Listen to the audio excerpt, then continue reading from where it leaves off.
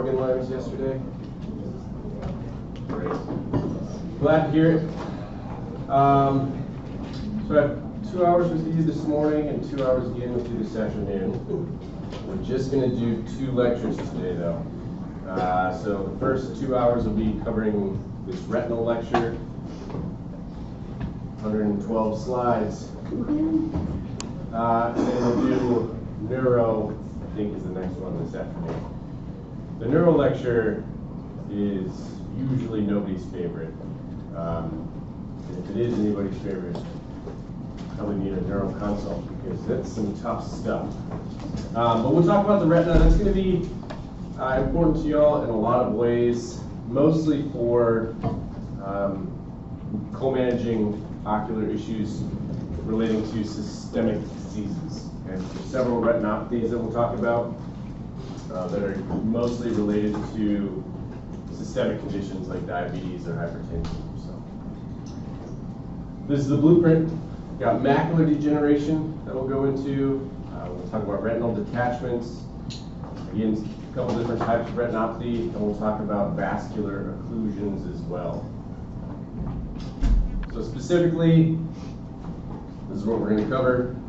So artery occlusion, vein occlusion, those are vascular occlusions, obviously. Diabetic retinopathy, that was hard to say, and hypertensive retinopathy are some systemic conditions. We'll talk about retinal detachments, and then macular degeneration isn't on the PANTS blueprint, but you're going to be dealing with that when you have patients coming in potentially. Okay. So again, just a brief anatomical review. In the retina, we have some pretty important structures inside of the eye. That's essentially where your eyeball sees things. Okay. So you've got the optic nerve head right here. Okay, optic nerve head. That's what you should have seen when you were doing your direct ophthalmoscopy. Okay. Cup to disc ratio on that optic nerve head. You want to take a stab at that? Yeah. No. That is a small CD. That's probably like a 0.1, which you guys would call like a 1 to 10. So that's a small CD right there. You guys are never going to have to assess cup to disc ratios, so you really don't have to worry about that. But that's the nerve. You can see all the vasculature coming out of that. We've got the central retinal artery coming out of that, the central retinal vein. You can see the picture here. There's 2 fairly distinct types of blood vessels coming out of the optic nerve head. Okay, the darker, larger ones, like this right here or this right here, are veins, and the smaller, lighter ones with almost that line in the middle of the vessel, those are arteries. Okay, so you get the central retinal artery and the central retinal vein that come out of the optic nerve head. And then we have this darker area of pigment right here. What is that? Macula. Very good. That is the sweet spot of a patient's vision. That's where your 20/20 vision is. That's where your color vision is. Recall that's where the cone photoreceptors are mostly located. Okay? And that's where people see the best. Okay? Everything else is essentially your peripheral vision. So if you poke a needle straight through the eye, it's going to hit the macula. That is dead straight back in the eye. The optic nerve is tilted off a little bit to the nasal side of the retina. All right. Here's another picture of the anatomy again. So again, the optic nerve sits nasally to the macula, which is central. And then this is just talking about the arteries and the veins. And your AV ratio, that is the size of the arteries to the veins. Again, we said arteries are smaller than the veins, so that's why it's a 2 to 3 AV ratio. Okay. That should have been in your script as well, I think. We have to pay close attention to how the arteries and veins overlay each other. We don't want the arteries to kink off a vein you have that happen, that's a bad thing inside of the eye. We'll talk about in just a sec. It's vascular occlusion. Okay, and then hypertension can cause some weird changes to the veins as well that we'll go into. All right, so there's two main sources of blood supply to the retina. And again, if you recall from, I think, the first lecture, we talked about the retina and it having 10 separate layers. I don't care that you know the layers of the retina. But you should know inner retina versus outer retina. So the inner retina is going to be the layers of the retina that are closest to the vitreous inside of the eye, the innermost layers of the retina inside of the eye. So like the first 5 layers are essentially the inner retina. The inner retina gets its blood supply from the central retinal artery, okay? The one that we saw coming out of the optic nerve head there. That supplies the inner layers of the retina.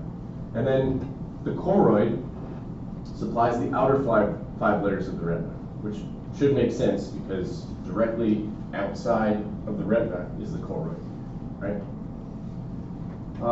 And the outer retina is actually where the photoreceptors are. So the choroid supplies that because it is just all blood supply, basically. So you have a higher oxygen demand there.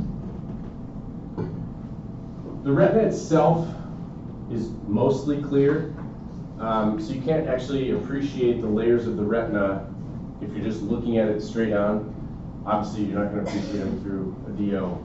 But you're also really not going to appreciate them even if you're looking through the slit lamp with a lens or if you take a retinal picture. You can't appreciate the individual layers of the retina just by looking straight at it. You need to have other scans of the retina to actually look at the individual layers of the retina. We'll talk about that in just a second. But the retina does have a pigment to it, and it's kind of that blonde or orangish pigment, okay? And I'm color vision, so it looks probably a little different to me than it does to y'all. But this is a normal retinal picture. And so we said most of the layers of the retina are clear, and you can't see them. So why do we have pigment there? Well, there's the innermost layer of the retina. It's called the retinal pigmented epithelium. And that is the area that recycles a lot of the waste products that the photoreceptors give off, and that is pigmented. It's in the name, retinal pigmented epithelium, RPE. Okay? So that's what gives the retina its unique color. Okay, again, this is what you should have seen when you're doing your direct ophthalmoscopy. The optic nerve, the macula. There is a central area of the macula called the fovea. Okay, but for all intents and purposes, just consider the macula that sweet spot of the vision. All right. And this is going to go through the individual layers of the retina.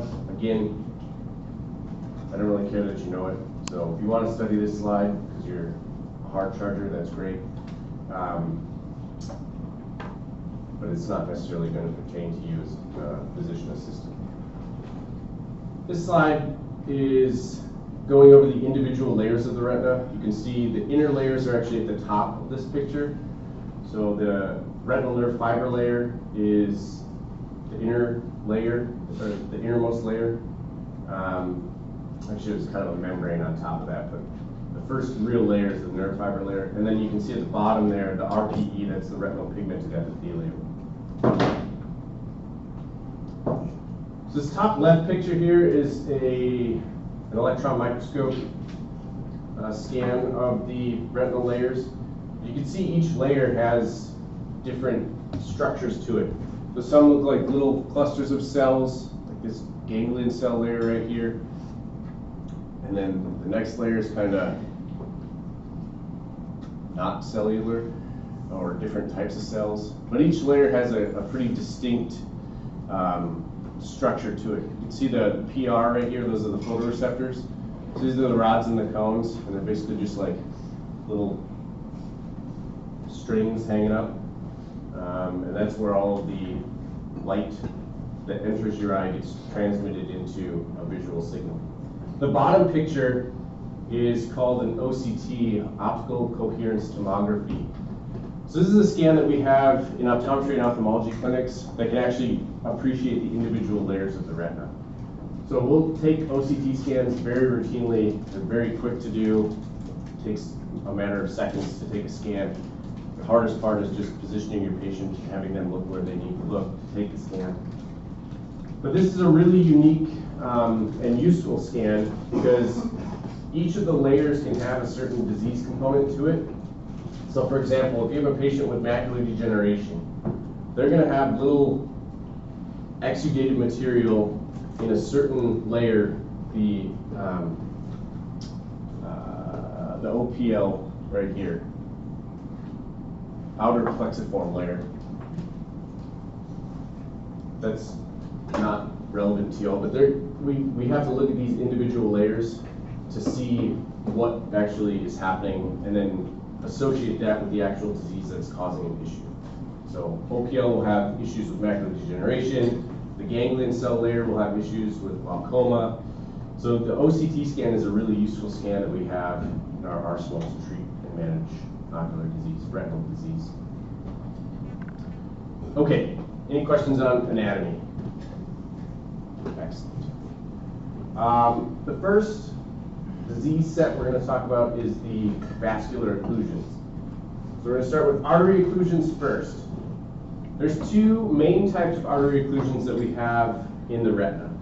We have a central retinal artery occlusion, which again is that big blood supply that's coming out of the optic nerve. Those are really bad. CRAO is really, really bad to have. You can also have a branch retinal artery occlusion. So it's not necessarily the central retinal artery that's being occluded, but it's further in the retina. Just a branch of that artery is going to be occluded. That's also really bad, just not quite as bad as an artery occlusion. Okay, so people are more prone to blood clotting or stroke, vascular conditions, emboli. They're at a higher risk for artery occlusions. Okay, just like you're at a higher risk for stroke if you have high cholesterol or high plaque in your blood vessels. You can also get a stroke in your eye, which is essentially an artery occlusion in your eye. Okay? So when a patient gets an artery occlusion, they're going to have a sudden, painless loss of vision. Okay? They're not, if it's a central retinal artery occlusion, they're going to be completely lights out black out of that eye. They're not going to be able to see anything, and it's sudden. Okay?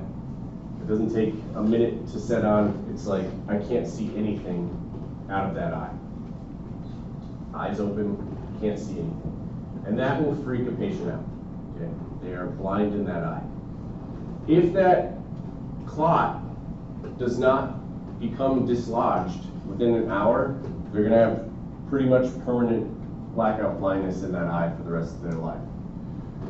So it's hard to treat artery occlusions, just like it's hard to treat a stroke, right? If you get a stroke, you're kind of screwed, unless for whatever miraculous reason that clot breaks away. It's the same thing in an artery occlusion. Unless for whatever reason that clot is able to break itself away, they're pretty screwed from a visual standpoint. Okay, so we want to try to prevent these from happening as much as possible. The bottom bullet there says the macula may be spared. Sometimes the macula is spared. They're still not going to have good vision, but there's a set of arteries that I'll show you in a picture that in some people, about 20% of the population will supply the macula. But for the most part, if you get an artery occlusion, it's a very poor prognosis for you. Okay, so obviously, if you're prone to blood clots or emboli, you're at a higher risk for an artery occlusion. Okay? If you have vascular disorders that are more prone to clotting, you're at higher risk for artery occlusion. Giant cell arteritis we'll talk about a little bit later on, but you're prone to an artery occlusion with that as well. Okay, so this is a picture of the choroidal blood supply. And there is an avascular area right here, where there's no blood vessels in the middle, and that is what we call the foveal avascular zone. So when you have a central retinal artery occlusion, one of the signs that you're going to see when you're looking in a patient's eye that's having an active CRAO is going to be what's called a cherry red spot. And that's also going to be one of the hallmark phrases that you're looking for when you're taking tests, is cherry red spot. Okay?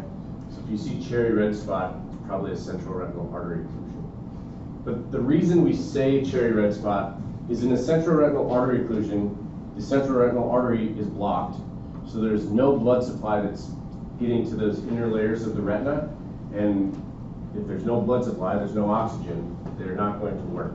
Okay? That's why you get the sudden painless vision loss. But because of this avascular zone here, the patients, or when you're looking in the eye, you're going to see kind of a red area around the macula or the fovea. And that's due to the choroid behind the retina still having blood flow. So you're actually seeing the blood flow from the choroid in the foveal avascular zone, which is what provides the cherry red spot. If you don't want to remember anything I said, just remember cherry red spot is associated with central retinal artery occlusions. Okay. So sudden painless vision loss. Anytime a patient is coming to you with sudden painless vision loss, especially if it's like, I can't see anything, no light perception vision loss, that is an ocular emergency. These patients need some level of treatment right away. Okay? It's, again, extremely difficult to treat an artery occlusion because even if you give them a bunch of vasodilators or antithrombolytics or anti-hemolytic medications, that plaque is still probably not going to budge. And even if it does, it's still probably too late at that point, because by the time this onsets and they can get either to the ER or to an ophthalmology clinic or anywhere, it's probably been an hour anyway. And if you go past an hour on these patients, they're not going to be able to see anything. There's a term listed here called amaurosis fugax. Okay? Amaurosis fugax will occur, and it's going to onset very similarly to a central retinal artery occlusion, where the patient is going to have a complete sudden painless vision loss. It's going to be blacked out. But it only lasts for a few seconds, maybe a minute. Okay? What's happening if a patient has amaurosis fugax, especially repeated amaurosis fugax, is there's likely some sort of clot that's happening or some sort of occlusion in the central retinal artery, but that clot is, or the occlusion is breaking away. So they're developing a CRAO, but that emboli, or the occlusion breaks away. Okay? That's a good thing, because their vision will return. So if a patient's coming in to your clinic and their fundus looks normal, their VAs look normal, but they say, I completely lost my vision for a couple of seconds, or maybe up to a minute, it may not be full of crap. Okay? They also may be full of crap. But please take that seriously and either refer those patients to optometry or ophthalmology so we can do a full retinal exam, and also you want to order labs for that patient to see if they have high cholesterol or any sort of clotting factors that are causing that amaurosis fugax. But a transient vision loss we call amaurosis fugax. Okay? And then you can see cherry red spot in the fundoscopic findings. All right, so this is a good picture of what a cherry red spot is. Okay, you can see there's a relative pallor to the retina here overall, except in the area of the macula and the fovea. Okay? That, you're appreciating the choroid that's behind that area of the retina. Everything else from the central retinal artery is not being perfused because the central retinal artery is occluded. Okay, this is a fluorescein angiography that we can give. We'll inject dye into an eye. I'm sorry, we don't inject it into the eye. We'll inject fluorescein dye intravenously, and then they'll take, ophthalmology does this, they'll take pictures of the retina and watch that fluorescein perfuse through the retinal vasculature. And this is a picture of what a normal retina should look like. As you can see, the fluorescein is kind of glowing underneath, and it really highlights all of the veins and arteries. Okay, so this is a normal fluorescein angiography. If you have a central retinal artery occlusion, you can see there's essentially no perfusion in this retina here. Okay, so a little bit of fluorescein in these, and that's not nearly enough for any sort of perfusion. And these are actually probably in the veins. Okay, you can see the arteries are basically black here because there's nothing getting into the retina. It's occluded. This is a picture of the macular sparing. Okay, you can see overall the retina is pretty pale, except for this branch of vessels that travel from the optic nerve head over to the macula. This patient's still not going to have good vision, maybe a little bit better than if they didn't have these cilioretinal arteries, but they're still not going to have good vision from an artery occlusion. Okay.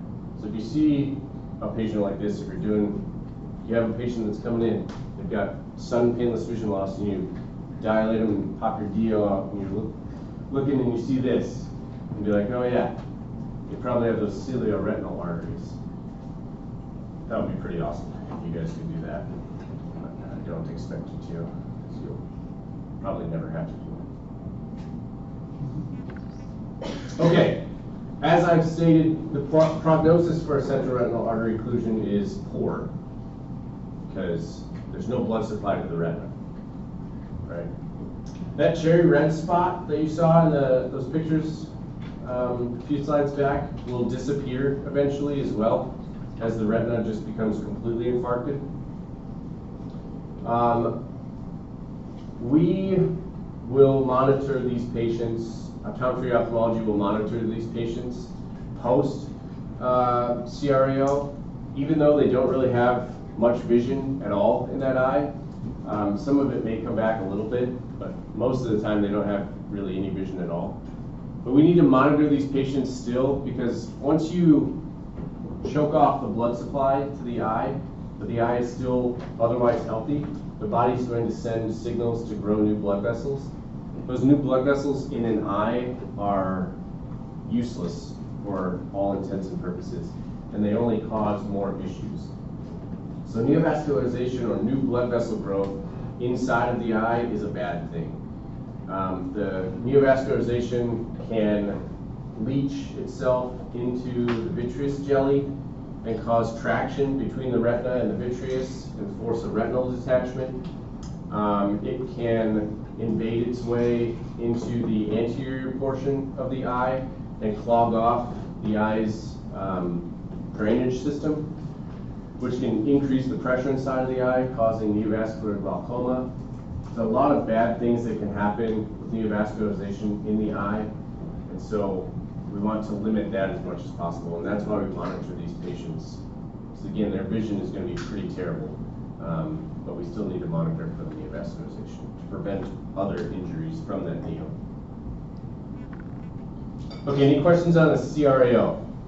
Don't get one. Okay, not a good outcome if you do. If you had to choose between a CRAO, a central retinal artery occlusion, or a BRAO, branch retinal artery occlusion, you would much rather prefer a BRAO, but you also still probably don't want this because you're going to have a lot of vision issues going forward as well. So again, CRAO, BRAO, unique in that there's a sudden painless loss of vision, but with a BRAO, it's not complete vision loss. A lot of times it's just going to be either your superior or inferior hemisphere of vision. If you cut the eye in half like it's a globe, you'll either have your superior vision or your inferior vision, but obviously not both because you've got an artery occlusion. Still take note of amaurosis fugax here in patients. You're not going to see a cherry red spot with a branch retinal artery occlusion because it's not a central retinal artery occlusion. The cherry red spot is only associated with the central retinal artery occlusion. Okay, this is a picture of a branch retinal artery occlusion. You can see the retina is still fairly well perfused, except for this area right here.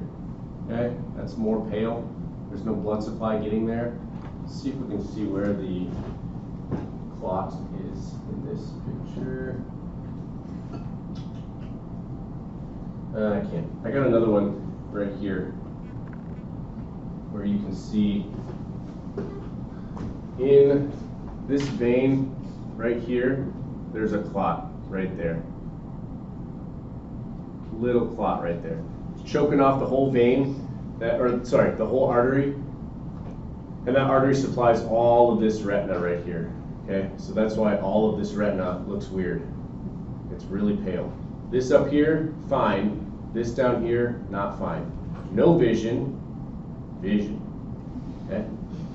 You can still see a little bit of the macula there, so this patient's probably got a moderate amount of visual acuity left. Still no inferior retinal vision though. So if they don't have inferior retinal vision, what are they gonna be saying to you?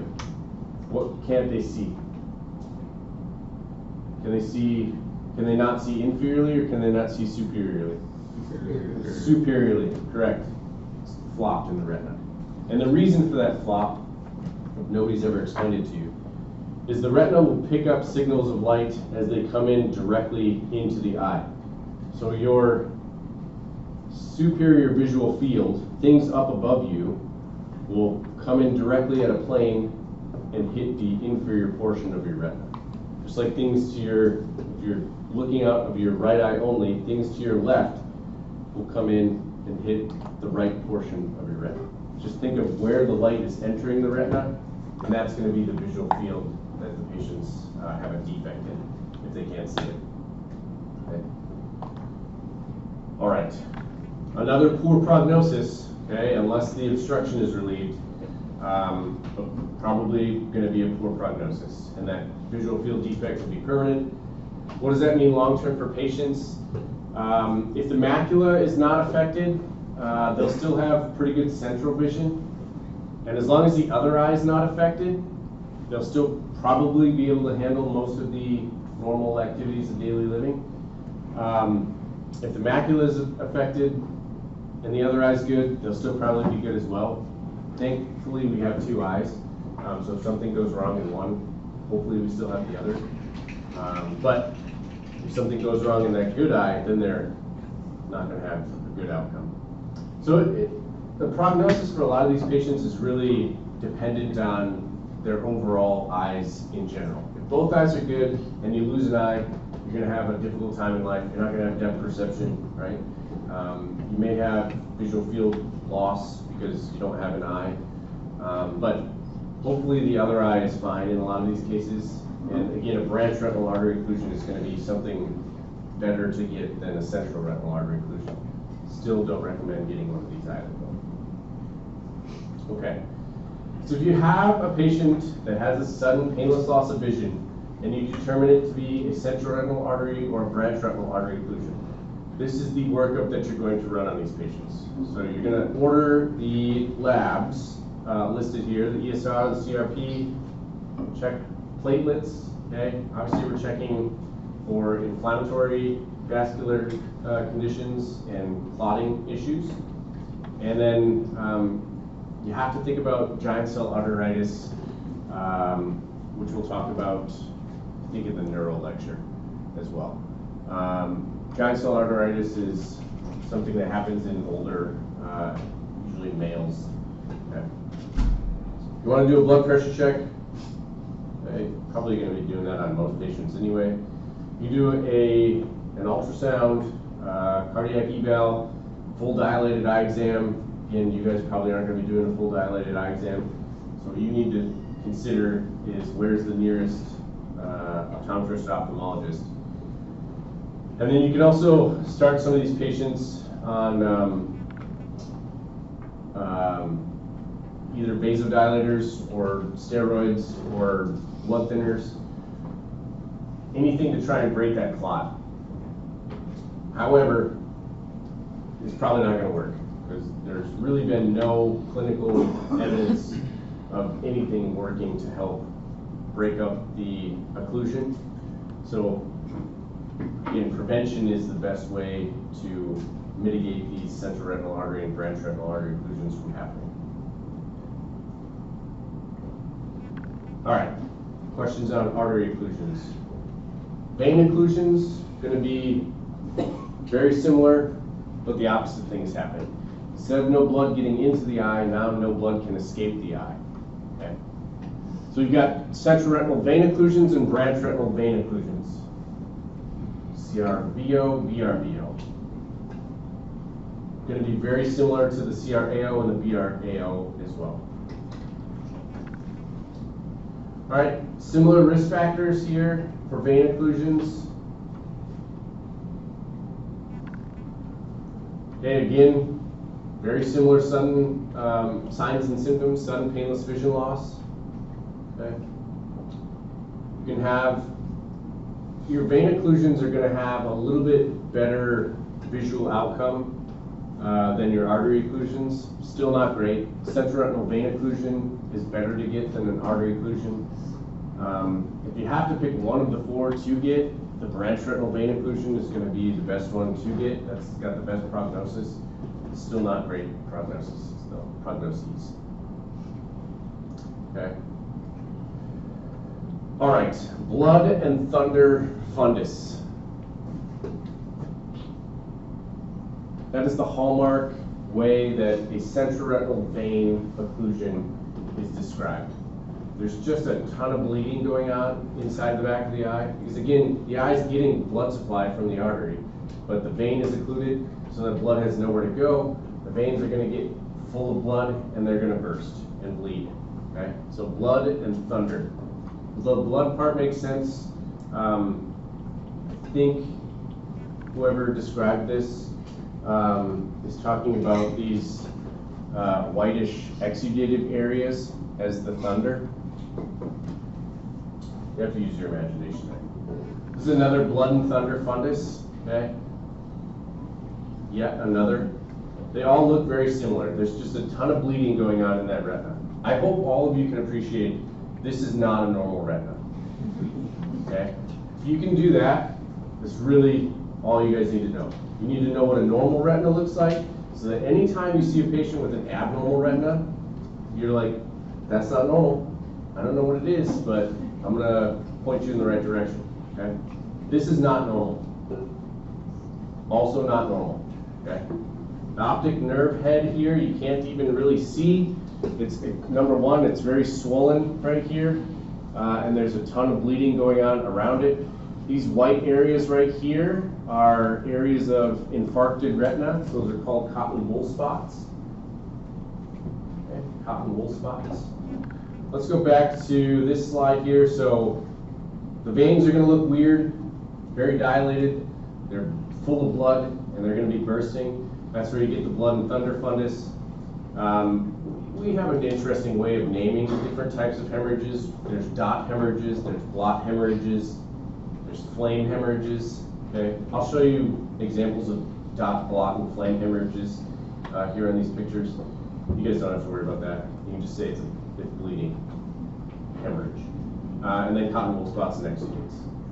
Okay, so again, these little yellowish groupings, these are exudates. So in the blood, it's not just blood. In there, there's plasma and there's other proteins. When blood bursts out of these retinal veins, it looks red like blood.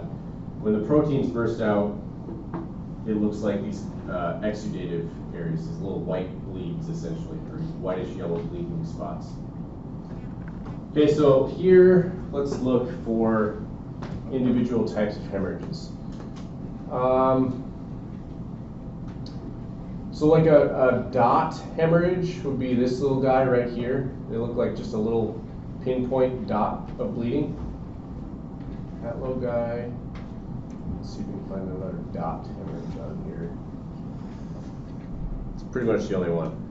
Once a dot hemorrhage gets bigger, we call it a blot. Okay, so you got a dot, and then once it's bigger, it's a blot. This is like a blot down here. This would be like a blot. Okay, it's a little bigger than a dot. If that makes sense. And then there's flame hemorrhages. Flame hemorrhages, you gotta kind of use your imagination here. But this is a flame hemorrhage right here. It's kind of flaming out a little bit. It's not a dot, it's not a blot. It's flaming out a little bit. That's a flame hemorrhage. And these hemorrhages take place in different layers of the retina. So again, going back to that OCT where I said we can look at the individual layers of the retina, flame hemorrhages are actually going to be in a different layer of the retina than the dot or blot hemorrhage.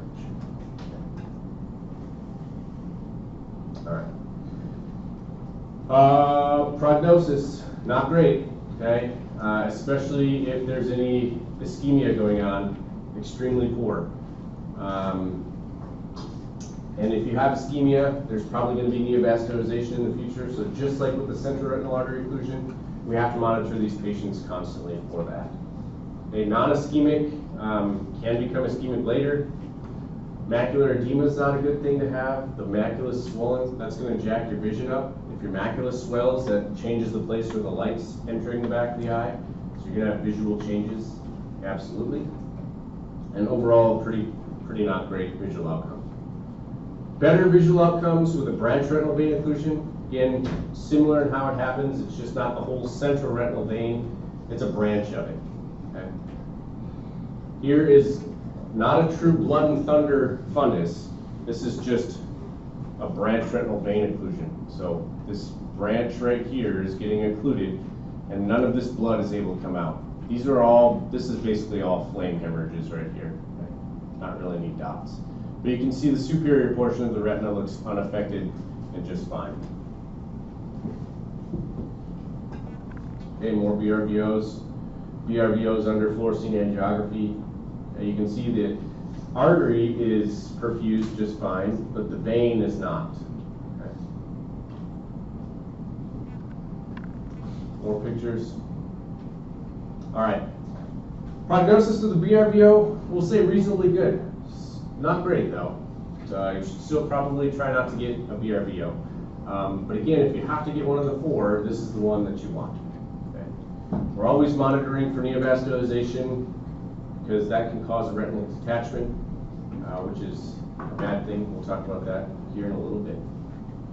All right, so very similar again with your workup in terms of how are we monitoring these patients. There's no real good treatment at the end of the day for any sort of vascular occlusion in the eye. We're just trying to break up the occlusion as much as possible.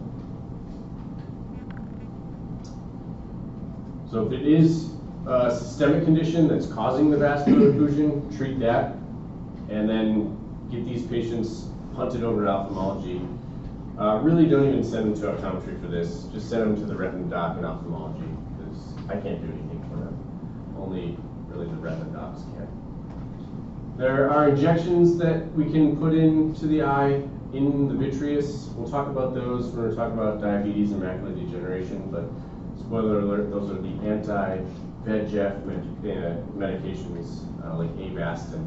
So VEGF is the vascular endothelial growth factor. That is the growth factor that the body gives off that spawns the neovascularization, the new blood vessel growth. Again, that's not a good thing to have in the retina. So we will inject anti-VEGF medications into the eye to prevent neovascularization from occurring. All right, fun chart, okay? You guys love your charts in here. There you go. Okay, let's shift now to retinopathy, or off of artery or vascular occlusions. We're talking about retinopathies. The first one we're going to talk about is the beats, okay, diabetes. The leading cause of blindness in the United States for those under the age of 65. Okay, think back, what's the leading cause of blindness worldwide? Cataracts, very good. So leading cause of blindness for those over the age of 65. In the U.S. Macular degeneration, yes. Haven't talked about it yet, so that was just bonus points. Okay, diabetes is obviously an issue in America. There's a lot of people that are diabetic. A lot of kids are diabetic now. You really can't go anywhere without seeing the little chunksters running around. God bless them. They're not really running around oftentimes either. I wish they would be. It's really important, and let me just get on my soapbox here. Kids need to be active. I know all of you understand that. But from a visual standpoint, it really makes a difference if kids are active. Their eyes develop much more normally if they're, number one, not on a screen for 16 hours a day. They're going to be extremely nearsighted if they're on a screen. So screens actually do affect your vision. That's not just an old wives' tale. If a kid is doing this all day long, and they're 6 years old, number one, their eye is going to change its shape, and they're going to become extremely nearsighted. We're talking like minus 15, 16, 17. It's extremely nearsighted. They're at a much higher risk for retinal detachments. If your eyeball is that elongated, the retina is going to stretch and become very thin, and it's going to detach. And the patient's probably going to have blindness after that retinal detachment. It's very hard to repair an eye that's a minus 16 when they get a retinal detachment. So screens are not great for kids. Limit the screen time. Additionally, getting outside and running around and exercise is also extremely important for kids in the prevention of high myopia as well. So I'll get off my soapbox now, but limit screen time. If you have kids, limit screen time on them. It's such a great crutch because sometimes you just want to give it to them because they drive you crazy, but try to limit it. It's worth it in the long run. Also, it'll prevent things like diabetes, which is not great. Okay, I'm not going to insult your intelligence talking about diabetes because I know you guys have, I'm assuming have covered that already, yeah? Okay, good. 2 types. What we're going to talk more about is diabetic retinopathy, okay? Because I'm the eye guy. All right, so 2 main types of diabetic retinopathy. We've got non-proliferative diabetic retinopathy and proliferative diabetic retinopathy. So NPDR and PDR. The difference between NPDR and PDR has to do with the presence or absence of neovascularization in the eye. So if a patient has diabetes and they've got bleeding going on in the back of the eye, that is termed diabetic retinopathy. If there's no neovascularization going on in the eye, it's just non-proliferative diabetic retinopathy. But as soon as there's any sort of new blood vessel growth going on inside, now we have proliferative diabetic retinopathy. Okay? When we talk about macular degeneration, it's going to be similar in this sense, in that there's 2 types of macular degeneration, dry and wet, and they both have to do with neovascularization. Dry has no neo, wet has neo. These are, don't confuse. I've had students in the past who have tried to make this comparison, and then they think that macular degeneration and diabetes are the same thing. They're not. They're 2 totally, completely unrelated things, macular degeneration and diabetes. But there's 2 types of both, and they both have to do with the presence or absence of neovascularization. Does that make sense? Is anybody kind of confused on that? No? If you have no neovascularization, What type of diabetic retinopathy do you have? NPDR. Good. We break NPDR down into separate stages, so you can have like an A1C of 6.7. Technically, you're diabetic at that point. And maybe you have one little dot heme off in your far periphery. Okay, that's not bad. You still have diabetic retinopathy. We're still going to be monitoring you every single year, multiple times usually per year. But you can also have an A1C of 13, which I've seen patients coming in with, and they're moving real slow. And the back of their eye looks terrible. They have a ton of bleeding going on, usually in all 4 quadrants of the back of the eye, and that would be like severe diabetic retinopathy. All right, 4 minutes, we'll plug through a little bit more. So we're looking at bleeding, blood vessel changes. We're looking at any presence or absence of neovascularization and how well the patient is managing their overall diabetes. Okay. So for non-proliferative diabetic retinopathy, again, there's no neovascularization going on in the back of the eye. Very mild, mild, moderate, or severe is how we classify it. Now I'm going to throw another bleed in there. We call it a microaneurysm. It's like even smaller than a dot heme, okay? Ridiculous. But if you only have a microaneurysm, you've got very mild NPDR. We'll see these patients back every 9 months, okay? Mild, got some bleeding and some other things going on. We'll see them back every 6 months. Moderate, a lot of bleeding in 1 to 3 quadrants. We'll see them back every 3 months. And then severe NPDR, usually we're seeing them every 1 to 2 months for follow-ups. Okay. And the follow-ups that we're doing, we're looking at the presence or absence of neovascularization. Okay. There's no way really that we treat diabetic retinopathy. Okay? The way that you treat diabetic retinopathy is by treating the diabetes itself. Okay? I can't do anything to the back of your eye if the whole rest of your body is also jacked up from diabetes. Okay? So the patients, the way that they get rid of their diabetic retinopathy is by getting rid of their diabetes or controlling their diabetes to a manageable level. Okay, this is mild, non-proliferative diabetic retinopathy, right? We have, can anybody not appreciate that this is not a normal retina? This is not a normal retina. Okay, good. This is the not normal spots of this retina right here. These are exudates. Let's see if there's any blood on here. A little bleeding going on up there. Not a lot though. A little bleeding right here. Not a lot. This is mild. Okay. This is less mild. Okay. There's much more exudative leakage there and more bleeding as well. Okay. IRMA is intraretinal microvascular anomalies, which is a long term. You guys will never have to see that term again, but that's IRMA. Just different changes to the vasculature. It's not neovascularization. It's similar, but it's not actually neovascularization. This is obviously not a great eye though. You can really appreciate the bleeding here. So blot, hemorrhage right there.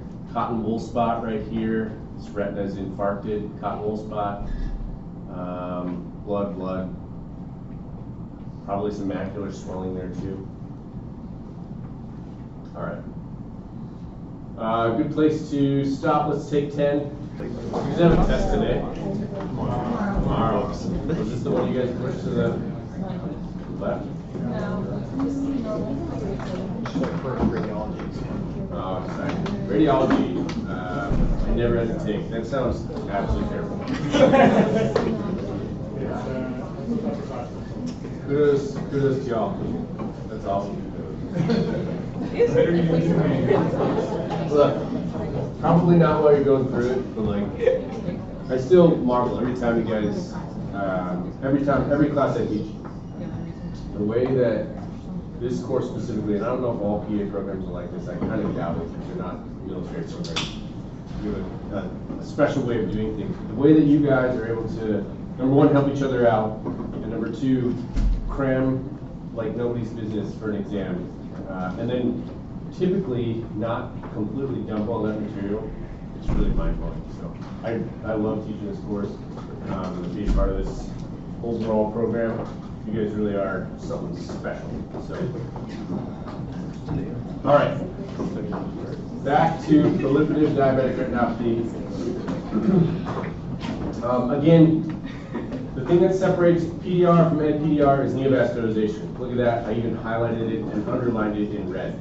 So if you have neovascularization and a patient has an A1C of 10, they have PDR. Okay. All right. Let's see.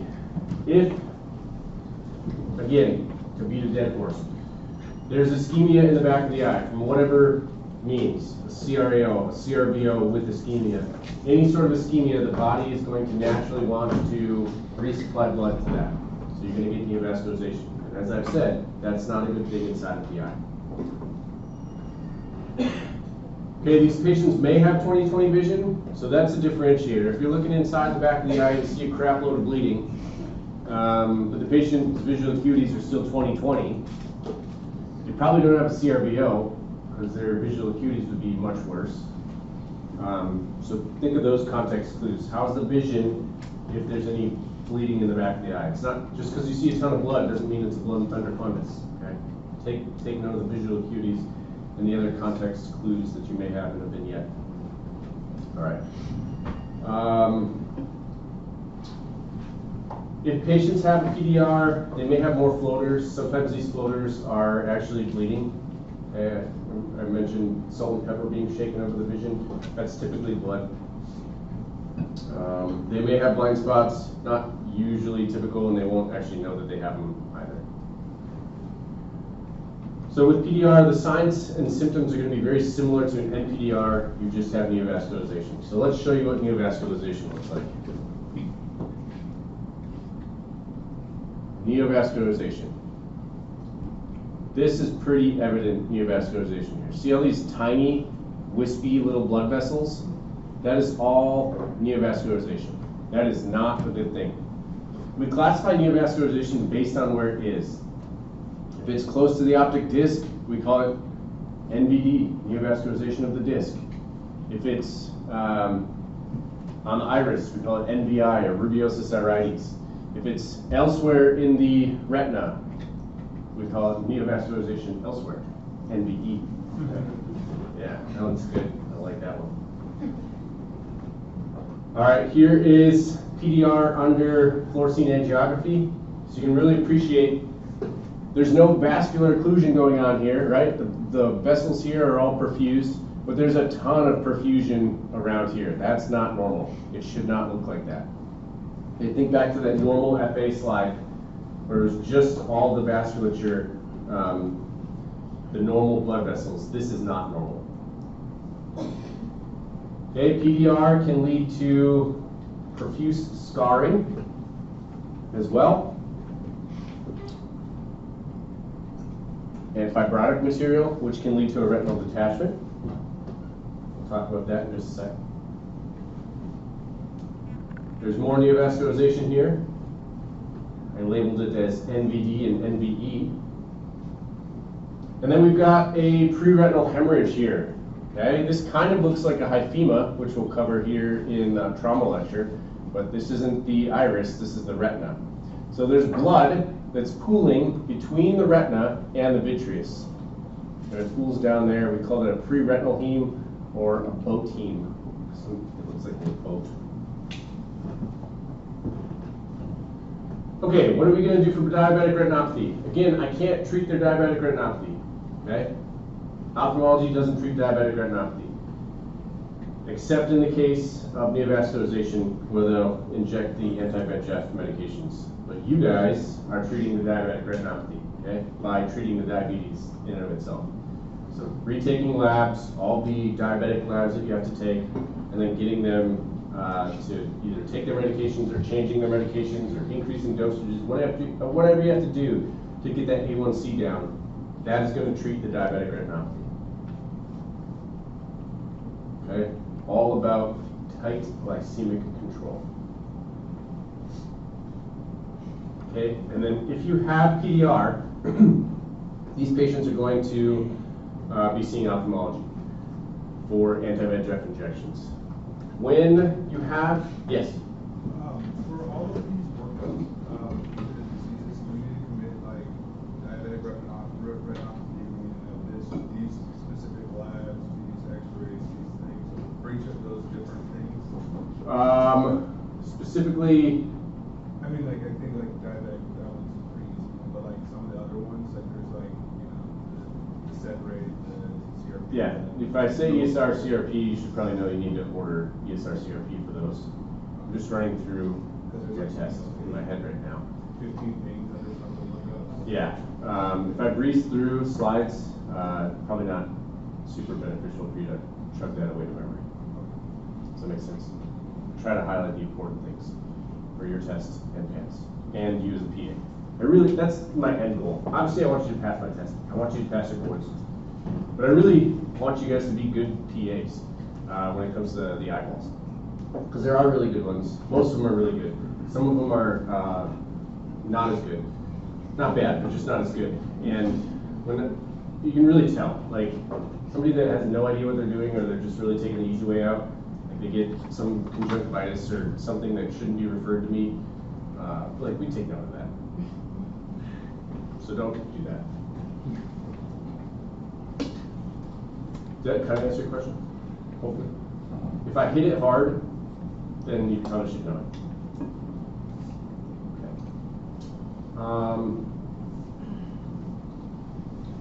Just going to say something else. It'll come back to me. These are laser spots. So before we had anti-VEGF medications, we were just lasering the retina to zap away the neovascularization.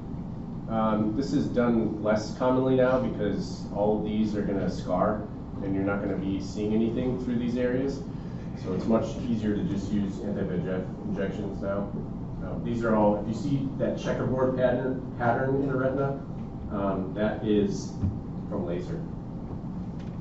Just zapping away the vascularization, neovascularization. Okay, diabetic macular edema is a bad thing. Anytime there's swelling or exudated material around the macula, that's going to cause vision changes. Again, the macula is where you see. And if that macula swells, it's going to change your prescription. So patients are going to have blurry vision, even with their glasses on.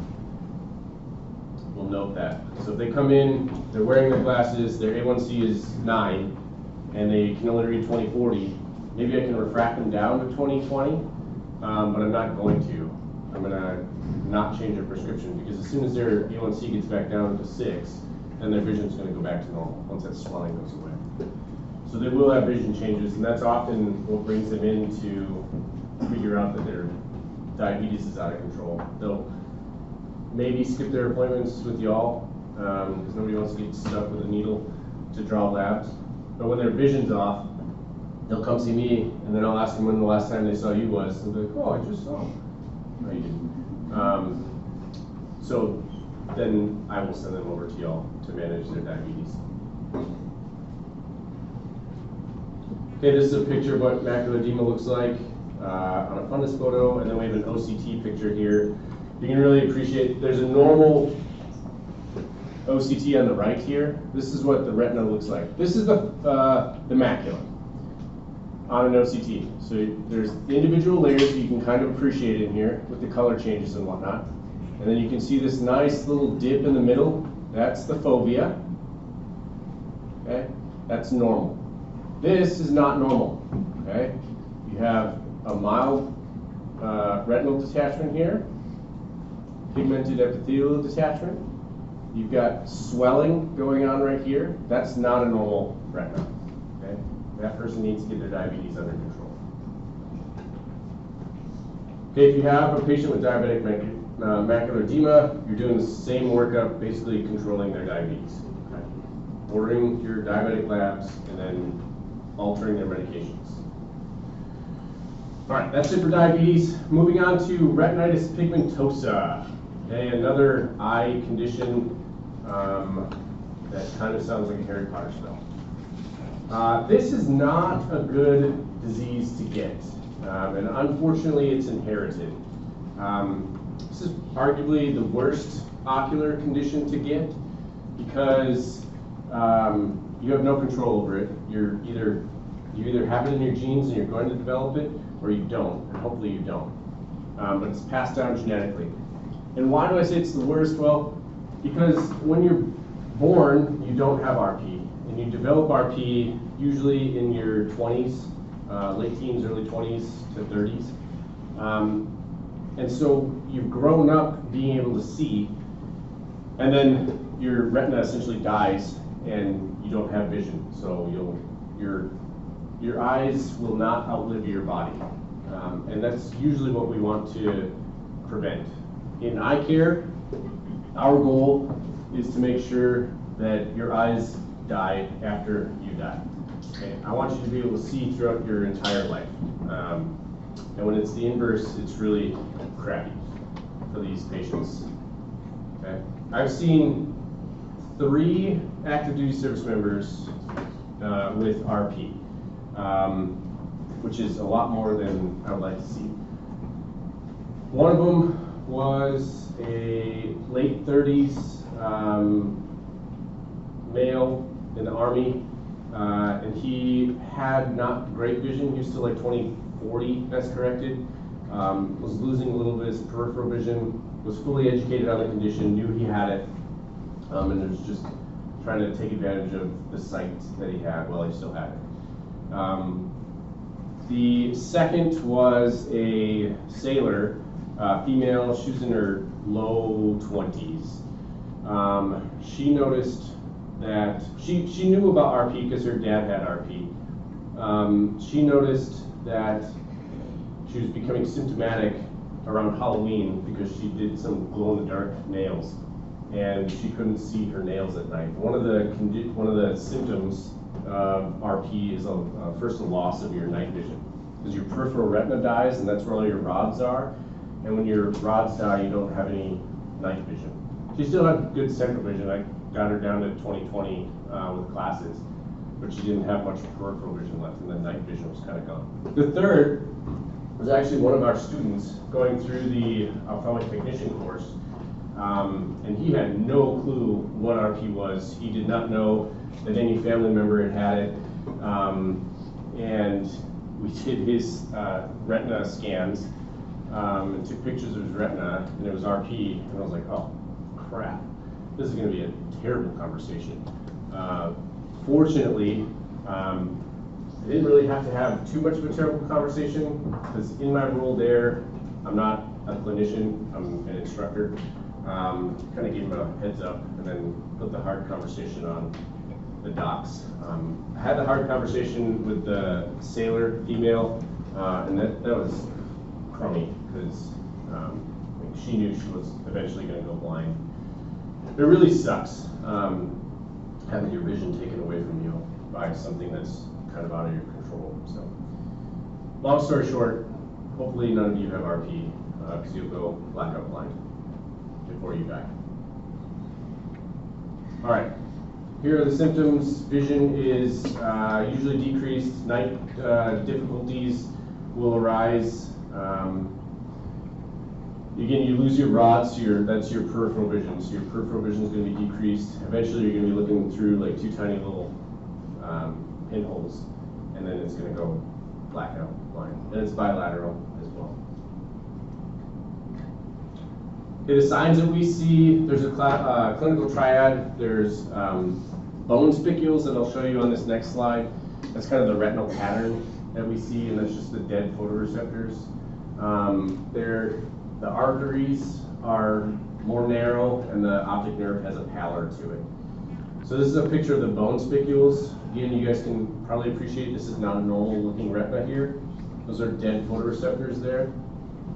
This is a patient with RP just in one section, okay? again, you can appreciate that's not a normal looking retina. Okay, so what do we do for these patients? Basically a full eye exam, systemic history. We're going to do some genetic testing as well. There's different types of RP that can be a little bit more aggressive than others. And then we'll treat, but there's no treatment for this really, so they're just trying to enjoy life as much as they can while they can still see. Don't get RP. Hopefully none of you have it. Any questions on that? Yes? Why isn't like a transplant possible for this type of? That's a great question. So as technology improves with like gene splicing and CRISPR technology, perhaps they can rewire some of these genetic deficiencies, but that technology is just not there yet. And there's no retinal implant that we can put in. Like there's no retinal implant similar to a cochlear implant or anything like that. That technology just does not exist yet. It's being worked on right now, and there's a lot of high-dollar research projects going on to try and create a retinal implant, but it's not there yet. And I don't know if it's going to be there in our lifetime, if I'm being completely honest with you, because the visual system it's very intricate. So hopefully they can, but it's in the works. It's not there yet. Great question. Any others? All right, moving on to less sad but still not great conditions. We're going to talk about a retinal detachment now. Now, hopefully you guys have heard of a retinal detachment.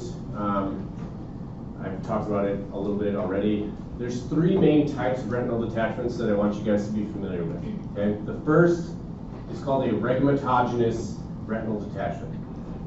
So a rhegmatogenous retinal detachment occurs whenever there's a tear in the retina. So we talked yesterday about a posterior vitreous detachment and how that's going to cause flashes and floaters to a patient as that vitreous detaches from the retina. Sometimes when that vitreous detaches, it will pull a little bit of a hole into the retina, it will tear the retina. If fluid then gets behind that tear, it can separate the retinal layers and cause a rhegmatogenous retinal detachment. So anytime you see a rhegmatogenous retinal detachment, there will be a tear. Okay? If there's no tear in the retina, it's not a rhegmatogenous retinal detachment. Also, if you're a high myope, I mentioned that the retina gets stretched in the periphery. You can actually pull little stretch marks and little holes into the retina because the tissue just is too tight. And you can get a rhegmatogenous retinal detachment in high myopes as well.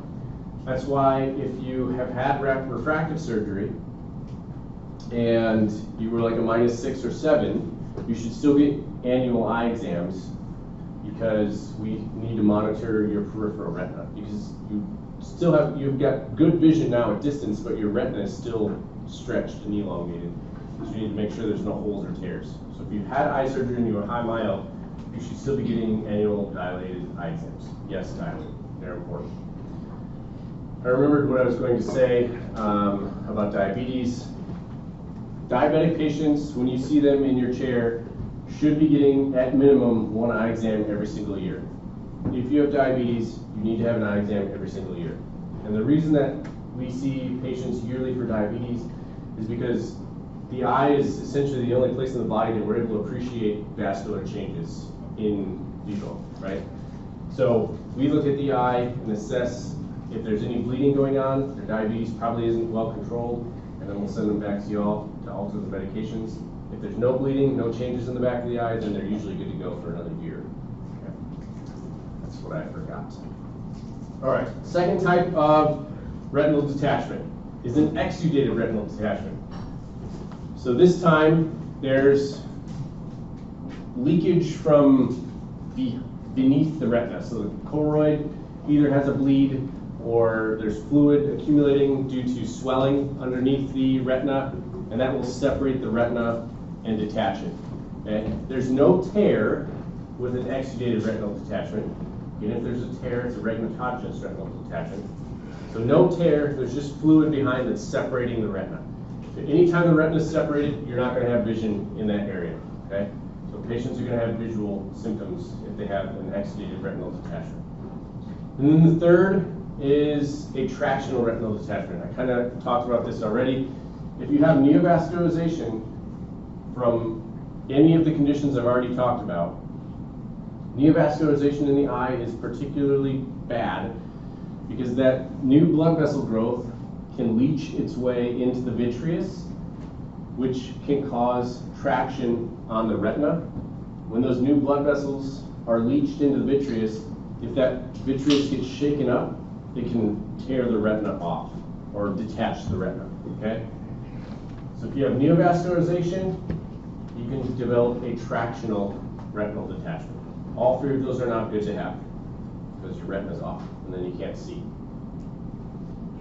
Okay, signs and symptoms of a retinal detachment: flashes and floaters, very similar to a PVD, right?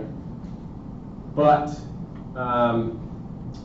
in addition, you're going to have a loss of vision. So a lot of patients will describe a retinal detachment as, I saw flashes of light, there was a bunch of floaters in my vision, and then a curtain slowly fell over my vision, okay? Or sometimes they describe it as, my vision's grayed out in an area. It kind of looks like TV static, okay? The lights are on, but it's not functioning properly, okay? So be mindful when you have patients talking to you about retinal issues or family members. You guys will have tons of phone calls from family members talking about diseases that they have. My wife's aunt called me and had a retinal detachment, and I told her she had a retinal detachment over the phone because she had all of these symptoms: flashes of light, floaters, curtain over the vision. It's like, you gotta go to ophthalmology. I can't do anything about it. So they'll have a visual field loss, curtain falling over the vision. Okay. As the retina detaches, this is kind of what it looks like inside of the eye. You can see there was a tear there. So if there's a tear, what kind of retinal detachment is it? Rhegmatogenous, very good. This is not a normal looking retina, okay? You guys can probably appreciate that as well. This is also not a normal looking retina. Okay, this is an exudated retinal detachment. There's no tear. There's fluid behind the eye. And then this is an example of a tractional retinal detachment. You can see all the neovascularization. We saw this picture already with the proliferative diabetic retinopathy case. Okay? All that all that scar tissue has leached into the vitreous, and the vitreous has tore that retina off, detached the retina. Okay? Another tractional retinal detachment. A lot of fibrotic material there. Not great. So what do we do for retinal detachments? Document signs, symptoms, visual acuities, and then punt to ophthalmology. Okay, that's the same thing I'm going to do as well. When they're in ophthalmology, ophthalmology will attempt to reattach the retina. Okay, there's a couple different ways that they can do that. They can either inject a gas bubble into the eye, call it pneumatic retinopexy. And then the patients have to remain in a face-down, prone position for the next week or two. So like sleeping, face down. If you have to get up to move, you have to have your face down. And the reason for that is the air bubble is rising and pressing that retina back into place. And eventually the retina will kind of tack itself back down. The other way they can do it is what's called a scleral buckle, where the surgeons will go in and put a silicone band around the eye that causes excess pressure on the eye, and that pressure around the eye is going to pop that retina back into place as well. And then they'll just have that scleral buckle in place, usually for the rest of their life. That's going to change their prescription quite a bit. As you compress the eye, it's going to elongate it a lot, so they're going to have a huge myopic shift and become very nearsighted in that one eye. One of the docs that I worked with had a retinal detachment and then a scleral buckle placed. And that was a rough couple months for her, but she's doing better now. Okay. They can also do a vitrectomy if there's a tractional retinal detachment. Obviously, they're going to want to get rid of all of the vitreous inside of the eye so that if neovascularization does reoccur, it's just floating into saline inside of the eye and eventually aqueous. So when they do vitrectomy, again, they can do that for floaters too. They're going to put 3 ports in the eye, suck all the vitreous out, pump it full of saline, and eventually that saline will get absorbed into the body, and the back of the eye will then get filled with the aqueous humor that's in the front of the eye. So that's an option too. All right, moving on to ARMD, age-related macular degeneration. Does that create visual changes when it's The vitrectomy? well, yeah, the aqueous solution versus the vitreous solution? Great question. No. The index of refraction for both of those substances is very similar. So there might be a little bit of a change, but it's not a drastic change. Great question. Okay, ARMD, macular degeneration, is the leading cause of blindness in the Western world over the age of 60. Okay? Diabetes is a leading cause, 60 and under, 64 and under, I think is what the slide said. But for the geriatric population, macular degeneration is the leading cause of blindness in the Western world. Again, cataracts worldwide. Okay. 2 types here, again. Dry and wet. Dry, no neovascularization. Wet, neovascularization. Okay. So the most common abnormality is what's called drusen. Drusen is a waste product that's built up in the retina. And if we have drusen in the macula, you have macular degeneration. Macular degeneration occurs in the macula. Okay? If you have drusen elsewhere, it's not macular degeneration. Only if it's in the macula will you have macular degeneration. So you can think, if the macula is not functioning properly, the patient's not going to be able to see very well at all. Their clear, best corrected visual acuity is going to be significantly decreased because the macula is where the sweet spot of your vision is. Okay. So risk factors, the highest risk factor aside from age is ripping darts, smoking. Okay? If you smoke, you shouldn't. If you don't smoke, you probably shouldn't start smoking. Okay? Because you can significantly increase your risk for macular degeneration. All right. The picture here is what's called an Amsler grid. Amsler grid. So normally this grid looks like this section all throughout. But a patient with macular degeneration may have some changes to their central vision. So this is indicative of a blind spot that the patient can't see. And then this area of wonkiness is called a metamorphopsia, where the vision is distorted. So oftentimes one of the first signs that a patient is going to know, or symptoms that a patient is going to notice, is that their vision is actually distorted. They won't appreciate the visual acuity change, they'll notice a distortion. If you get a drusen in your macula, it's going to cause an elevated area of the macula. It's not going to be flat, and your vision is going to be changed. So patients will look at a door frame that's supposed to be nice and square, and the door frame will have a divot in it. Okay, that's not normal. There's something wrong with your macula if you have that. Okay? Typically, that is a drusen that's causing those changes. So you can see this patient has dry macular degeneration here. Again, this is not a normal looking retina. Okay? It should not have these drusen throughout. And because these drusen now are located in the macula, this patient has macular degeneration. Okay. The macula is dying. So the photoreceptors, I said, consume energy and give off a waste byproduct.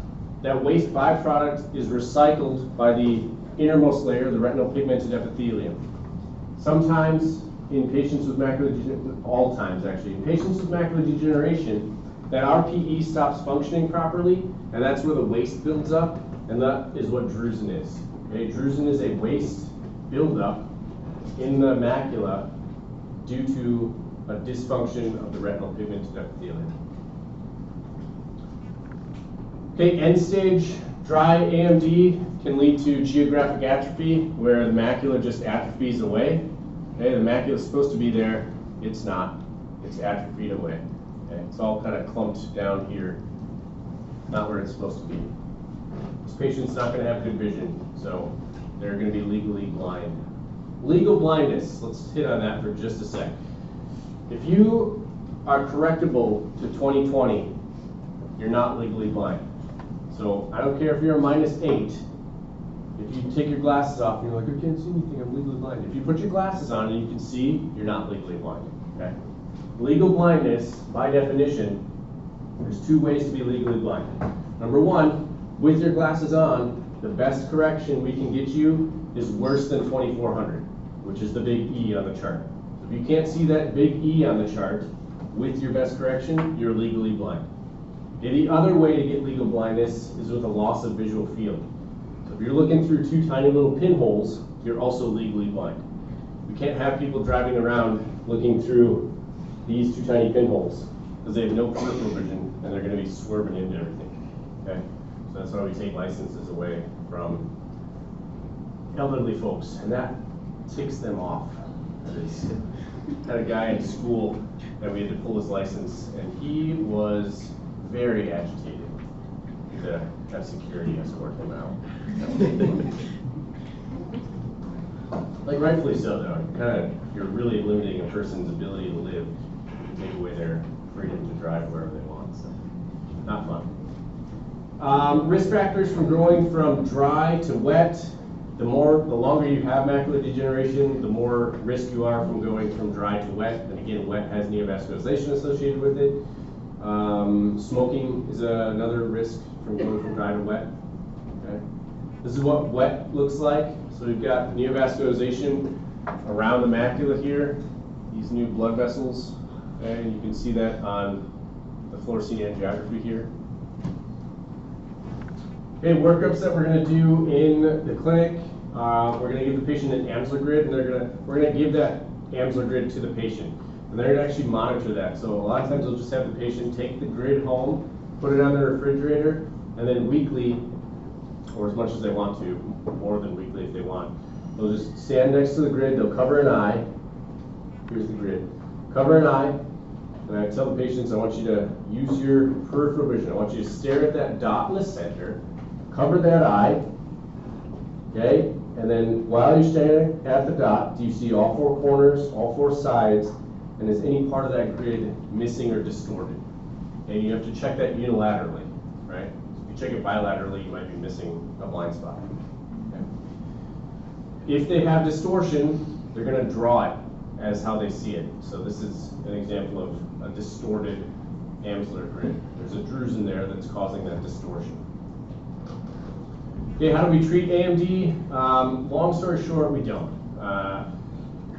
There's no treatment for macular degeneration, contrary to whatever Big Pharma's putting out there. There's no treatment for macular degeneration. Hopefully there will be, similar to like RP, there's no macular implant that we can put in to get the macula working again. Once it dies, it dies. Instead, what Big Pharma's done is develop these vitamins that are ridiculously expensive. The goal with these vitamins is to slow the progression of the disease. Do they do that? It's arguable. The study that they funded themselves did not really indicate, if you like look into the study itself, not super conclusive that they help. But they still hawk them, and there's a lot of eye docs out there that are hawking these vitamins as well. Not me, obviously. The best way that you can treat macular degeneration, again, is if they smoke, to just get them to stop smoking, because that's going to slow the progression down as well. And then a diet rich in like leafy greens, kale, and other greens like kale, which is hard to get the patient to eat sometimes as well. That can help. There's two vitamins called lutein and zeaxanthin that are particularly better at preserving the macula and improving vision, not necessarily improving, but optimizing vision. and those are found in leafy greens. You can also buy just lutein and zeaxanthin supplements, and they're much cheaper than the eye vitamins for macular degeneration. Once they have AMD though, again, they can't really get rid of it, so we're going to do our best to improve their activities of daily living. So they'll come to optometry for low vision aids, so we're giving them like huge magnifiers or increasing contrast between items, so like teaching them how to use electronic magnification.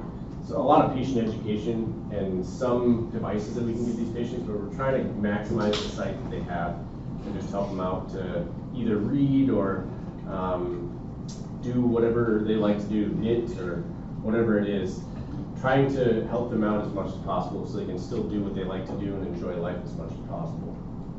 If they have wet macular degeneration, they'll get the shots, the anti-VEGF shots. A lot of these patients think that they're getting their macular degeneration treated with the shots, like they're curing the macular degeneration. It's not. It's only getting rid of the neovascularization to prevent attractional retinal detachment. Okay. Hypertensive retinopathy, if you have hypertension, you can get a retinopathy just like with diabetes. Okay. This particular slide is a good one to know. Diffuse arterial or narrowing, okay? Changes in the AB ratio, so the arteries are going to be smaller, okay? From 1 to 3 or 2 to 3, all the way down to 1 to 4. The copper and silver wiring of the vessels, I don't care that you know actually what that is, but those are going to be important things for you to remember when you're testing. Vision may be normal, could be blurry. Okay. The way to diagnose hypertensive retinopathy is if I'm looking inside of the back of the eye and I see a bunch of bleeding, AB changes, maybe some nicking. I'm going to check their visual acuity, and if it's normal, then I'm going to check their blood pressure. And if their blood pressure is increased, then it's not diabetic retinopathy, it's hypertensive retinopathy. If their A1C is increased, then it's hypertensive retinopathy. Use those context clues. Okay, this is narrowing of the vessels. You can see that vessel is pretty narrow there. One of the hallmark signs of hypertensive retinopathy is called a macular star. This is really the only time you'll ever see this macular star presentation is with hypertensive retinopathy. It's just exudative material around the macula. It's kind of leaking out in that star pattern. Okay, workup, just like diabetes, you're going to treat the underlying systemic condition. So get their blood pressure down, and then the retinopathy will go away. What is the nicking? AD nicking, let's see if we can find a picture. No, I don't have one.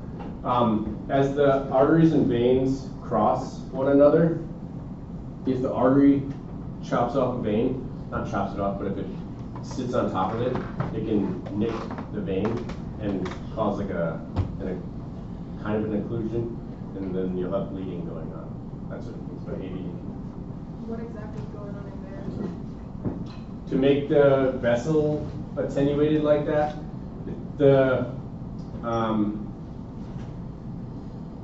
that's a great question, and without like really going into it, essentially there's too much pressure inside of the veins or the artery here, and the vessel itself is just attenuating.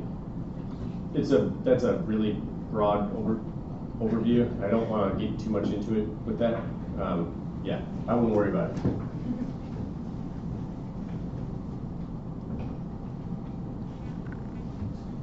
Okay, we'll jump through chloroquine and hydroxychloroquine. We already kind of talked about these when we were talking about corneal pigmentations, but you can have this occur in the macula as well.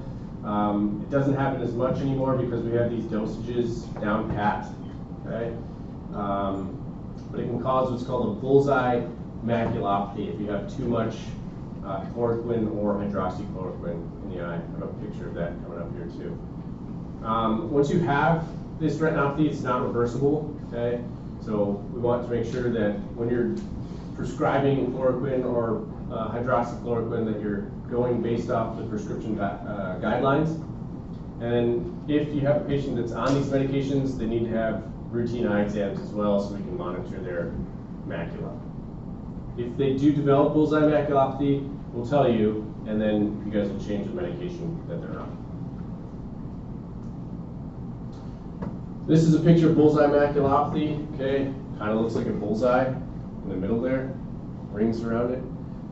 That's why they call it bullseye maculopathy or plaquenil maculopathy. This is a picture of the OCT in a patient with bullseye maculopathy. There's a disruption of the photoreceptor integrity line there. You don't need to know that. That's just what's actually happening. And then on a visual field that we do on a patient, I don't know if any of you have ever had that, where you're looking in this big giant white bowl and you get an eye patch on, you get a clicker. We're doing a visual field test, mapping out what you can see and what you can't see. This is what the bullseye's going to look like on that visual field printout. So the black is areas that they just can't see. They can see inside and they can see outside of that black area, but they can't see in the black area. Another picture of bullseye maculopathy. Let's run through some of these case studies while we have time. So, a 62-year-old male reports to your clinic after he noticed strange waviness to his vision. Okay, that should be a key. States his vision may have started changing a long time ago. Sometimes it seems blurry, but it goes away. That's also kind of, maybe that's a red herring there. Who knows? Mom has similar symptoms, refuses to see a doctor. Okay. BP looks pretty normal. Everything else looks pretty normal. Distance visual acuity in both eyes, 20/25. Who knows if that's with new glasses, so perhaps they're able to get down to 20/20, but that's going to be with his current glasses. And then you see this when you're doing your fundoscopic exam. What are we thinking?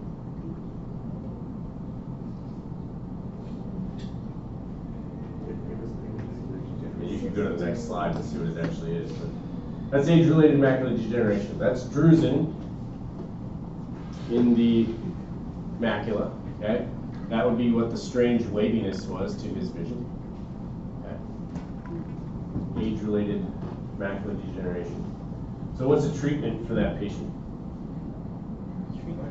Not really. Not really anything. Okay. Trying to preserve the vision that he still has. So this looks pretty bad, but he's still 20/25. It's not bad. It's not great, not perfect, but it's not bad either. So we're trying to preserve the vision that he still has left.